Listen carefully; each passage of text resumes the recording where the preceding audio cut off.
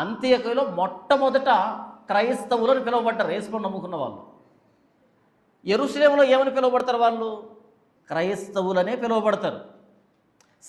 లేకపోతే ఈజిప్ట్లో ఏమని పిలువబడతారు వాళ్ళు? క్రైస్తవులనే పిలువబడతారు. యూరోప్లో ఏమని పిలువబడతారు వాళ్ళు? క్రైస్తవులనే పిలువబడతారు. ఆస్ట్రేలియాలో ఏమని పిలువబడతారు? క్రైస్తవులనే. అమెరికాలో ఏమని పిలువబడతారు? క్రైస్తవులనే. భారతదేశంలో ఏమని పిలువబడాలి? మాలోళ్ళు, అంతే కదా. ఒరే మీరు బైబుల్ చదువుతున్నారా? చదవట్లేదా? దేనికోసం ప్రాకులాడుతున్నారు? మాది క్రైస్తవ్యం, మేము క్రిస్టియన్స్.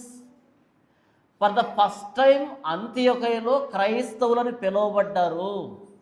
క్రైస్తవుడు అంటే లిటిల్ క్రైస్ట్ లేదా బిలాంగ్స్ టు క్రైస్ట్ అని అర్థం.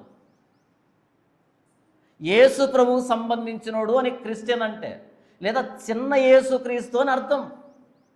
లిటిల్ క్రైస్ట్ లేదా బిలాంగ్స్ టు క్రైస్ట్ అనే. అంత్యొకయలో క్రైస్తవులని పిలువబడితే ఇండియాలో ఎందుకని మాలోళ్ళు అని పిలువబడతారు? సిగ్గు అనిపించదా కొంచెం కూడా మీకు? బయట వాళ్ళు కానీ మాట్లాడుతుంది, చర్చికి వచ్చే వాళ్ళ గురించి మాట్లాడుతున్నాను. మళ్ళీ ఈ మధ్య ఒక దరిద్రపు పదజాలను పట్టుకొచ్చారు, దళిత క్రైస్తవులంట.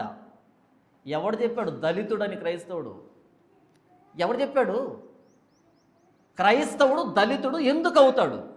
దళితుడు యేసుని నమ్ముకుంటే క్రైస్తవుడు అవుతాడు. దళిత క్రైస్తవుడు ఎందుకు అవుతాడు?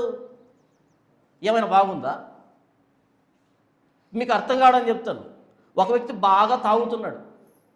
ఆ వ్యక్తి గాంధీజీ గురించి విని గాంధేయవాదిగా మారిపోయాడు. ఇప్పుడు వాడిని తాగుడు పోతూ గాంధేయవాది అన్నామనుకో, ఎలాగుంటుంది? బాగుంటుందా? ఒరే గాంధేయవాదంలో తాగుడు పోతానో లేదు. గాంధీ జయంతి రోజు సారాయి కొట్లు తెరుస్తారా? తెరవరు. అంటారు తాగకూడదని. తాగుడు పోతూ గాంధేయవాది అంటే ఏమన్నా బాగుంటుందా? బాగుండదు. మరి క్రైస్తవుడు అంటే గొప్ప పేరు. అది ఈ ప్రపంచంలో ఎక్కడా దొరకనటువంటి గౌరవం. అది క్రీస్తును పోలిన వారు అని. దళిత క్రైస్తవులు ఏంటి? దళిత క్రైస్తవులు, ఉన్నత క్రైస్తవులు ఉంటారు. ఇలా అంత్యొకయలో క్రైస్తవులు అని పిలువబడ్డారు. ఇండియాలో కూడా క్రైస్తవులు అనే పిలువబడాలి. యేసుని నమ్ముకున్న వ్యక్తి మేము మాలోళ్ళం అనే దానికి ప్రాకులాడకూడదు, మేము మాలోళ్ళం కాదురా అనేదానికి ప్రాకులాడాలి. వెళ్ళాలి, ఎంఆర్ ఆఫీస్కి వెళ్ళాలి, మేము మాలోళ్ళం కాదు, యేసుని నమ్ముకున్నాం, మాకు క్రిస్టియన్ సర్టిఫికేట్ ఇవ్వు అని అడగాలి.